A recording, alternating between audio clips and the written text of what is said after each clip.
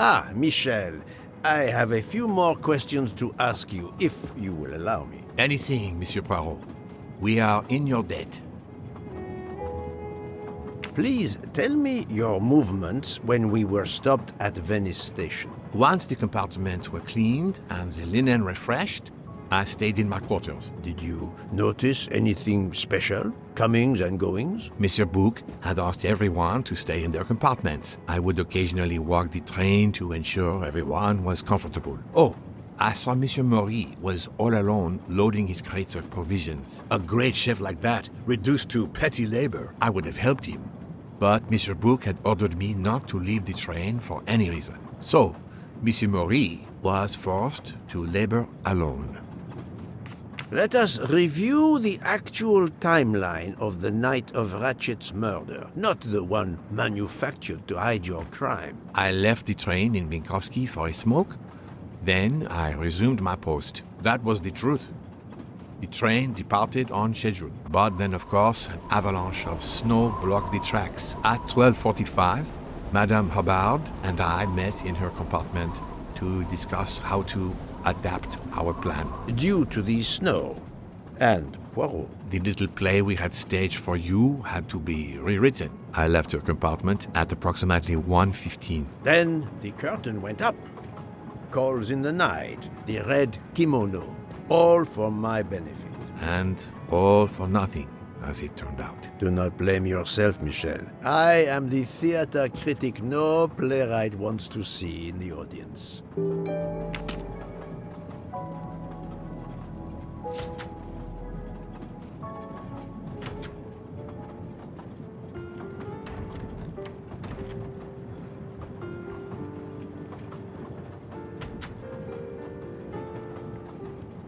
You play well. I didn't mean to interrupt you. Thank you. Many years of piano lessons thanks to my mother. I try to play in a few clubs in Paris when I get the chance, but as you can see, it hasn't made me rich. What can I do for you? Conversation only. Tell me about your time in Venice. I had Monsieur Bouc's permission to see my sister. She lives in Marghera, just outside of Venice. She had a baby a few weeks ago. This was my first chance to meet my new nephew. Monsieur Bouc gave you permission? Yes, you can ask him. Most assuredly, I will. What time did you leave and when did you return? I left around 9:10 p.m. I was back by 10:45 p.m. When I got back, Hotaru was in a lot of pain. I gave him a back massage. That would have been enough time to kill Monsieur Wadi and return to the train. May I see your knives? Of course, they are here. If you don't mind. Help yourself. They are under the bar counter. Tell me again about your poker game the night of the murder. It's a regular game to help relax after a long day. Let's see, we started around 11 p.m. We took a short break in Vinkovsky, Hotaru, Pierre and I. The game finished up around 2 a.m. We'd all had quite a bit to drink. Ah, yes, I left for about 10 minutes to refrigerate champagne for the next day. That must have been around 1 a.m.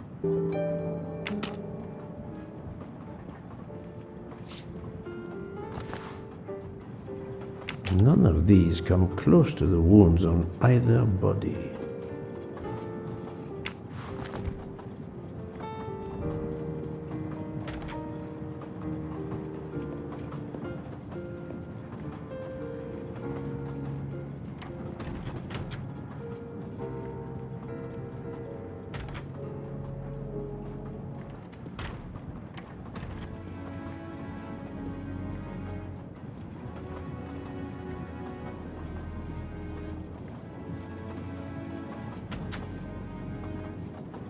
Good evening, Monsieur Maury. May I have a moment of your time? I have a few questions to ask you. Of course, as long as you don't mind if dinner is ruined. I promise to be as brief as possible. What did you do while we were stopped in Venice? With Freya's help, I loaded fresh produce for the next part of our journey. Then, you may not believe this, but my job requires a lot of physical labor. My back suffers. Fortunately, Jean has become quite adept at separating my vertebrae. As you may know, I have solved the murder of Monsieur Ratchet. That is a shame. I beg your pardon? The bastard sent my steak tartar back, telling John I was to burn it. I will add it to the list of his crimes. One wound on Monsieur Ratchet's body was struck by a very sharp, thin-bladed knife. We haven't found it yet. You think one of mine was used? I'd like to have a look if you don't mind. In that drawer. An impressive set of knives, but their blades are too wide to have been used for the crime. Tell me about your poker game the night of the murder. We started around 11 p.m. When John finished his shift. We played until around 2 a.m. From what I remember, it's a bit vague. You played without a break. Actually, we did break once for a smoke. John, Pierre, and I. When we stopped in Vinkovsky. When was that? Around midnight?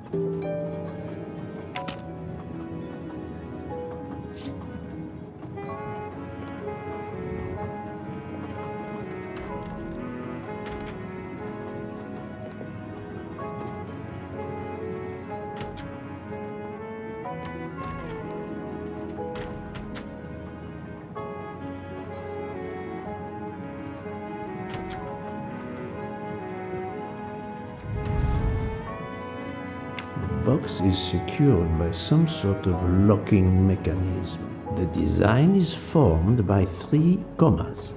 What is the word in Japanese? Tamoe. And it's obviously missing a piece.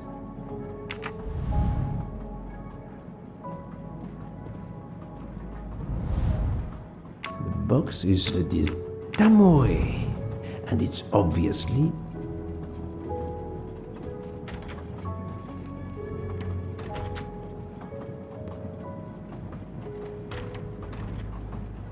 Good evening, Mademoiselle Nielsen. May I talk to you for a moment? Of course, Mr. Poirot. I'm not going to bed right away. Can you tell me your movements while we were stopped in Venice? That'll be easy. I didn't move much at all. Let's see. I helped Hataru load all of the food crates aboard the train. Hataru had everything he needed, but I realized they forgot half of my order. I spent over an hour on the phone with the supplier without success. I had to change the dessert menu for tomorrow. Dr. Constantine found a stab wound on Ratchet's body that was caused by a much thinner and sharper blade than the others. Possibly a chef's knife? My thought precisely. And you'd like to see my knives? If you wouldn't mind. I would gladly show you if I had any, but I don't. I use the regular kitchen knives. You may search if you don't believe me. I see. All the knives the staff use are in the kitchen or in the lounge, except... Except? Hotaro prefers to use his own. Monsieur Mori doesn't use the kitchen knives? Not usually. I know he keeps a set of traditional Japanese knives in a box in his room. He doesn't let anyone else use them. Although now that I think of it, he has been using the kitchen knives lately. Can you tell me exactly about your poker game the night of the murder? We started around 11 p.m. In Vinkovsky, we took a short break. Hataru and Pierre went outside to smoke. Oh, and Hataru got sick around a few minutes past 1 a.m.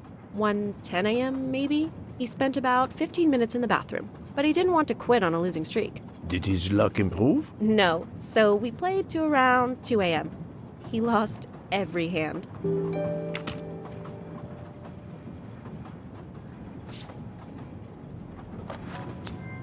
Come to Poiro, my exquisitely sculpted friend.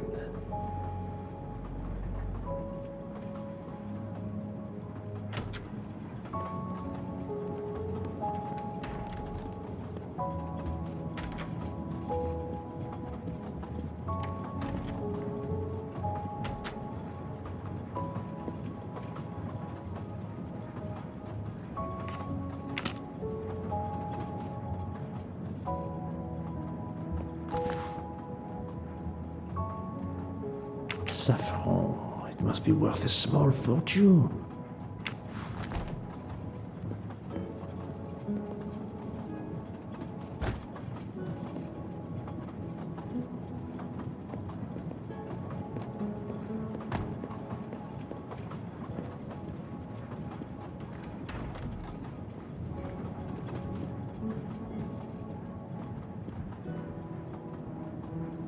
You told Fauché he could go into Venice? Marghera, actually.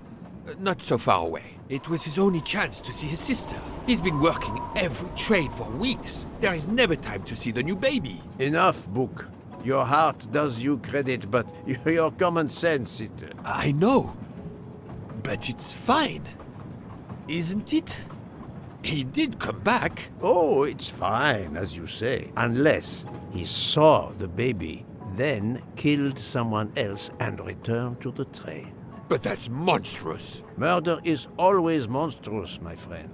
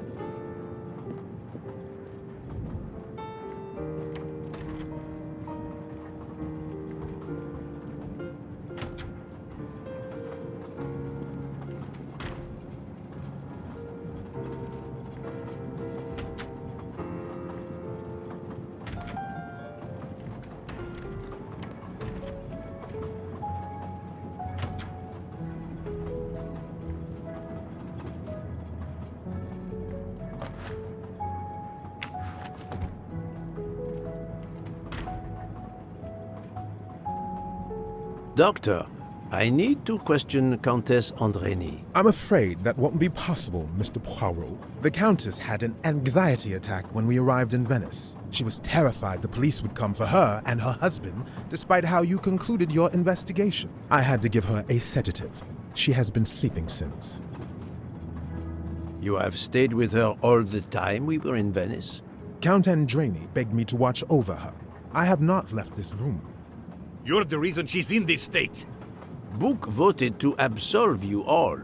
I accepted his verdict. I told her. I tried to reason with her.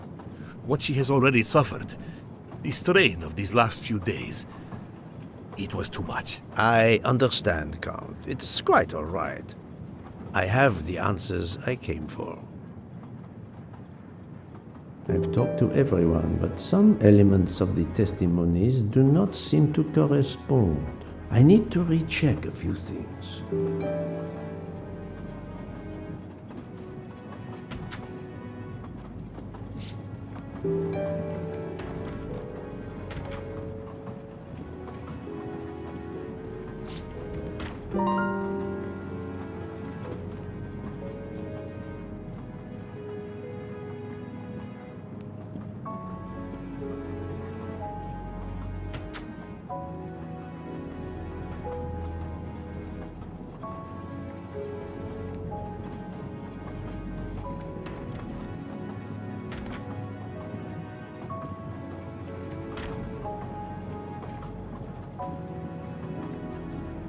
There's more to the story. She is on the phone.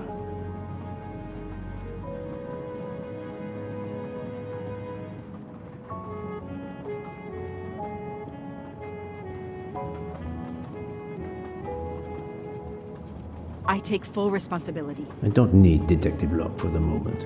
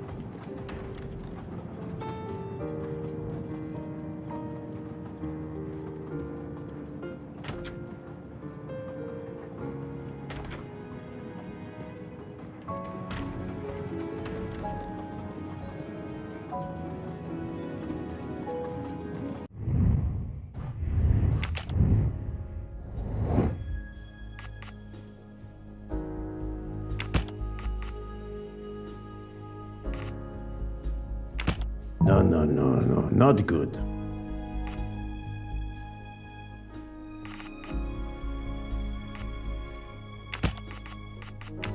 I must admit I'm not right this time. This is wrong, but I'm never far from the truth.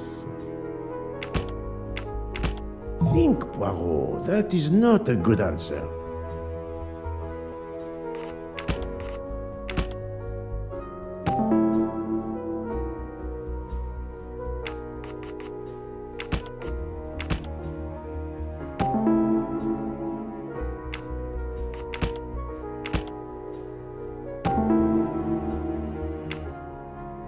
Any of the three staff members had the opportunity to kill Ratchet when Monsieur Michel wasn't watching the hallway.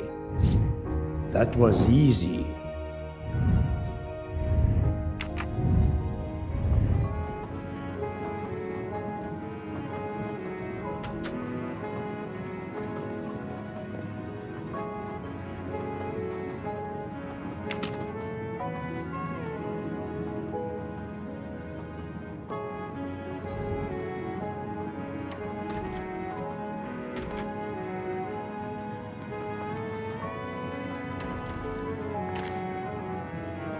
A black feather.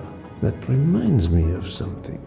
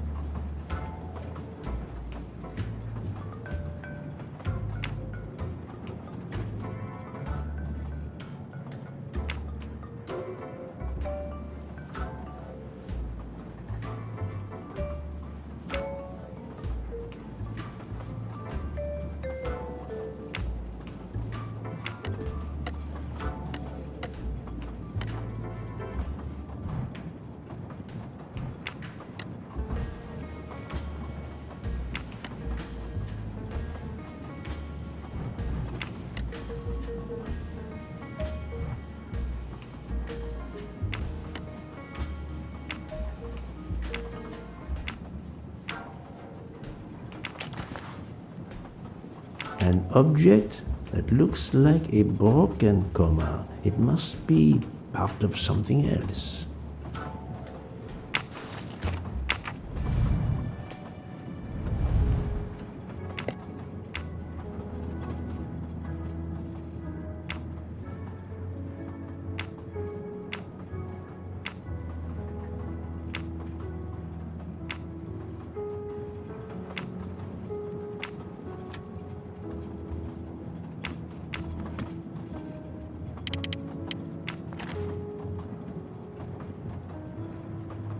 Sushi knives, razor sharp.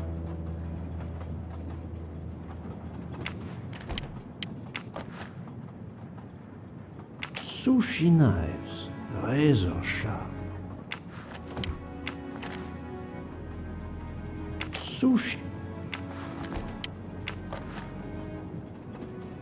Colteria Venezia.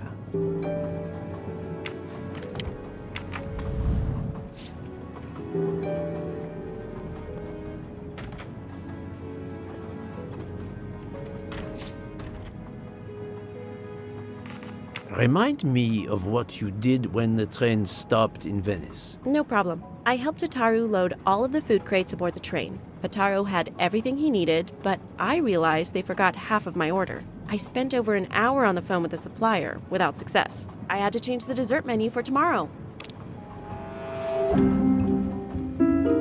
Mademoiselle, I believe you're hiding the truth from me. What makes you say that? Michel saw Monsieur Mori carrying the crates of food alone. You weren't on the platform. I did help Hotaru. The entire time? He carried so many crates, his back was sore. I'm sorry about that. Okay, I'm guilty. I did leave him before we were finished. But I had to. There was no saffron he needed for a recipe. I volunteered to go into Venice and get him some. The Rialto market would be open late because of the carnival. He gave me money. I knew we weren't supposed to leave the train, but I only wanted to help. Mr. Mori can confirm this. Ask him. I saved dinner.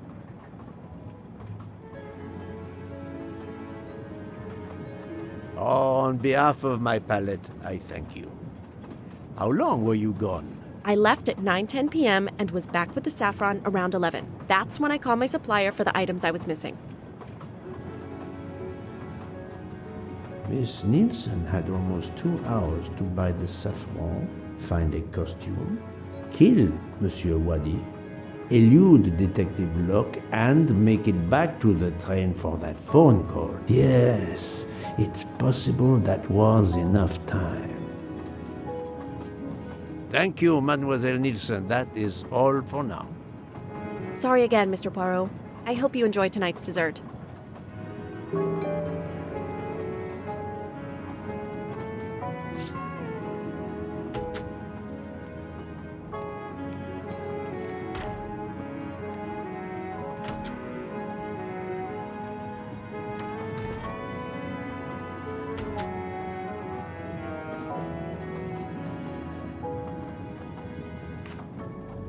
I'm sorry, Monsieur Mori, but haven't you forgotten something? You haven't told me about the knives hidden in your room. Ha!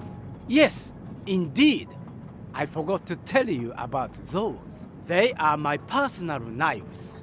I only use these knives. There are none better. I bought them all in Japan. No one is allowed to touch them except me.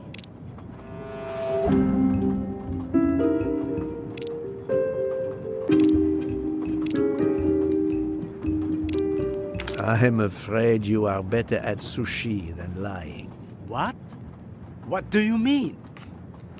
One of the knives has an inscription, Coltelleria Venezia. Did you happen to go shopping tonight, monsieur? Damn you, Poirot.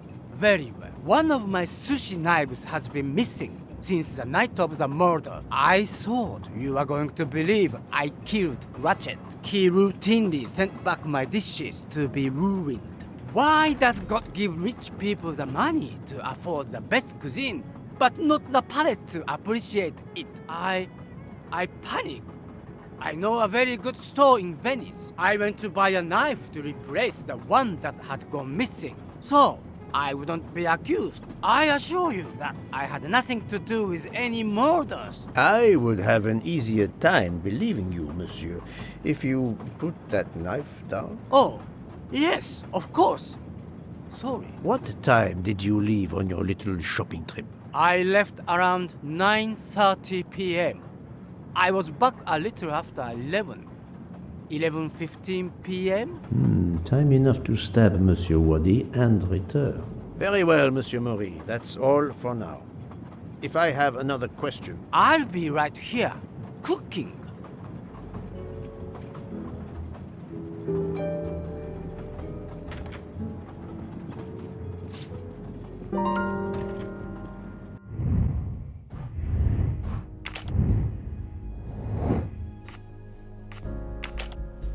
No, not good.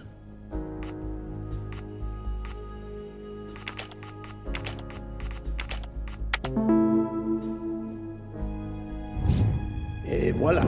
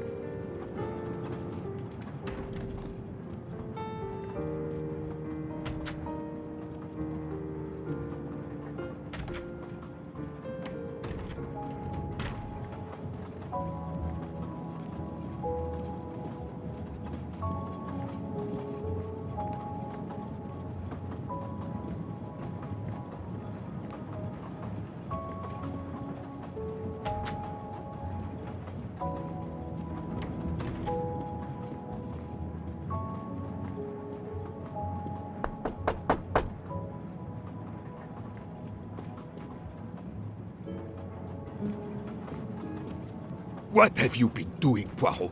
I am completely in the dark. I will shine some light on the situation, my friend. I have 3 new suspects who could have killed Ratchet and Monsieur Wadi. Miss Nielsen, Monsieur Fauché, and Monsieur Maury. They all had periods of time during both murders to commit the deed, and their alibis are weak. A visit to family, and not 1, but 2 shopping trips. But... all are my employees. Alas, yes, my dear book. But we have no proof against any of them. None of the 3 appears to have any motive whatsoever. But this is a tragedy. Do not give up hope. We will catch this murderer. There is still one place that may hold the evidence we need. Geneva. Exact. Do not give up hope? Well, that's easy for you to say. But what if it's Freya? What becomes of dessert? If it's Sotaru, who will cook? Me? And the worst, if it's Jean, who will serve the drinks? I've been checking up on the Banque du Lac. I had to confirm my identity for Interpol, so they contacted my captain at the Berkshire Police. I suspect he was not pleased. That my vacation was actually an unofficial investigation? I'll say. I would be happy to speak to him on your behalf. Thank you, but he'll get over it. It's a chance to close the books on the Armstrong kidnapping. He stopped yelling, asked for a report, then granted me an extra week. Excellent. What did you learn from Interpol about the Banque du Lac? It's had a bad reputation for over a century. Customers have included the mafia, Nazis, corporate swindlers of every description, even heads of state. It is true, this. It is the worst-kept secret in banking. They take advantage of the bank's strict policy of protecting the anonymity of its clients. This is in defiance of many laws from multiple countries, including Switzerland itself. Of course, I have never taken advantage of such a corrupt system. That goes without saying, my friend. There are ongoing investigations, subpoenas, court orders. The bank will eventually have to comply, or its assets may be seized. But until then, it still thrives, thanks to its wealthy and powerful clients. It sounds perfect for the late Monsieur Ratchet. Do you have any ideas? The serial numbers from some of the bills match those from the Armstrong kidnapping. We agreed in Venice that the bulk of the money must still be physically in the bank's vault. I concur, Detective Locke.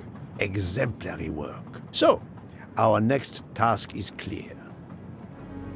We need to get into Ratchet's safety deposit box. There'll be codes, passwords. And Monsieur Wadi would, of course, have known them all. The bag of money he carried is proof of that. We'll need to find information about Ratchet's box in Wadi's office at the bank. Most assuredly, but remember the secrecy involved. I doubt his office will contain all we need. Where else must we dig?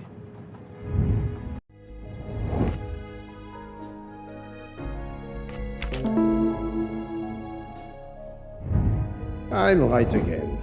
That happens to me a lot.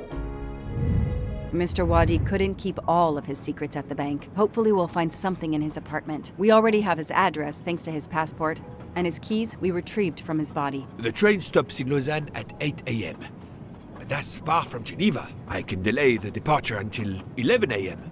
No later. The police are expecting us in Paris by the end of the afternoon, at the latest. They won't tolerate any delay. The bank doesn't open until 9. I can see only one way that gives us a chance to be on time.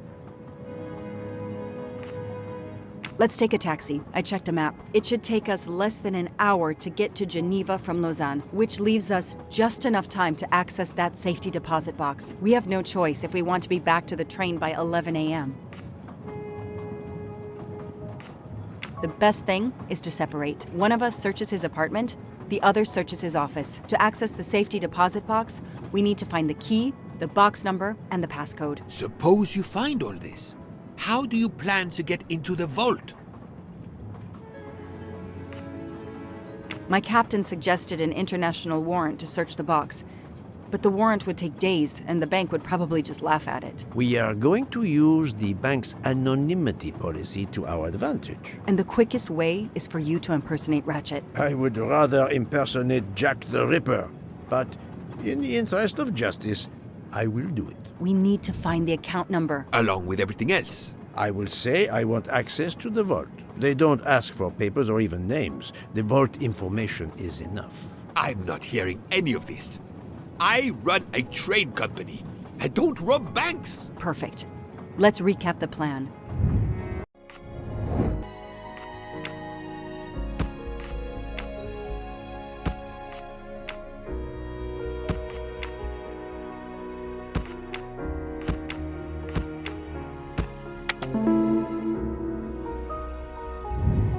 That was easy. To sum up, we're going by taxi to Geneva. Then we'll split up. You're going to search Mr. Wadi's apartment. I'll search the office at the bank. When we have all the information we need, you pretend to be Ratchet, and we can finally find out what Ratchet is keeping hidden in his safety deposit box. It sounds impossible. Not for Detective Joanna Locke and Hercule Poirot. We should get some rest. You are right, Detective. We face our greatest challenge tomorrow. Together.